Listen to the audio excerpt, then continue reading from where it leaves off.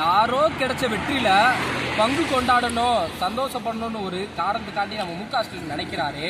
இதுவே பெரிய கேவலமானதோ. இது எங்களோட அண்ணாமலை அவர்களுக்கு, எங்கள் மோடி அவர்களுக்கு, எங்களோட மத்திய அரசு கிடைச்ச வெற்றி. மக்கள் எல்லாமே வந்து இந்த அரட்டா பெட்டியில் இந்த டங்ஸ்டன் பிரச்சனைக்காண்டி நம்ம முதல்வர் ஸ்டாலின் அவர்கள் வந்து ஒரு பொய் பரப்புறதுக்காண்டி வந்து நம்ம மதுரைக்கு வரதுக்காண்டி இவ்வளோ ஏற்பாடு வந்து நடந்துட்டு இருக்குது. இது எங்கன்னு பார்த்தீங்கன்னா, ஒத்த கடையில் வந்து இத்தனை பஸ் வந்து, அதுவும் அரசாங்க பஸ் காண்டி சேவை செய்கிற ஒரு அரசாங்க பஸ் வந்து ஆள் ஏற்றிக்கிட்டு கிட்டத்தட்ட வந்து ஒரு ஆளுக்கு 300 இருந்து 200 வரையும் வந்து இவங்களோட நம்ம திமுகனோட இங்கே இருக்கிற பொறுப்பாளர்கள் வந்து கூட்டிகிட்டு போகிறாங்க.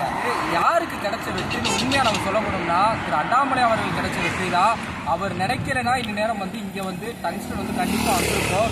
ஏன்னா முதல்வர் ஸ்டாலின் அவர்கள் வந்து இங்கே போராட்டம் நடந்தப்போ வராத ஸ்டாலின் அவர்கள், இங்கே பிரச்சனை ஆரம்பித்தப்போ வராத ஸ்டாலின் அவர்கள், இங்கே போராட்டத்தில் வந்து 5000 பேருக்கு வழக்கு போட்ட ஸ்டாலின் அவர்கள் வந்து எந்த ஒரு குரலுமே எந்த ஒரு எதுவுமே பண்ணாத ஸ்டாலின் அவர்கள் இப்போ பாராட்டு பத்திரம் மட்டும் அவரோட பேரில் வாங்குறதுக்கு வாராருன்னு ஒரே காரணத்தினால இவ்வளோ பஸ்கள், இவ்வளோ பொதுமக்கள்கள், அதுவும் முக்கியமாக அந்த பைபாஸில் வந்து பல மக்களுக்கு வந்து இடையூறுக்கும் வந்து உள்ளிட்டு இருக்காரு. கிட்டத்தட்ட எல்லாத்துக்குமே வந்து 200 வந்து 300 வரைக்கும் அவங்களுக்கு கொடுத்துருக்காங்க. அந்த ஒரு கேவலமான பொழைக்கிற ஸ்டாலின் அவர்கள் இதுக்கு வந்து முதலமைச்சராக ஸ்டாலினாக இருக்கணுமா? இது வந்து நீங்களே முடிவு பண்ணிக்கோங்க. இது முக்கியமாக இந்த டங்ஸ்டன் ரத்து செய்யப்பட்டது வந்து நம்ம திரு அண்ணாமலை அவர்களாலே மட்டும், திரு மோடி அவர்களாலே மட்டும், அப்புறம் பார்த்தீங்கன்னா நம்ம கிருஷ்ணன் ரெட்டி நம்ம மத்திய சுரங்கத்துறை அமைச்சர் அவர்னாலே மட்டும்தான் முடியும்.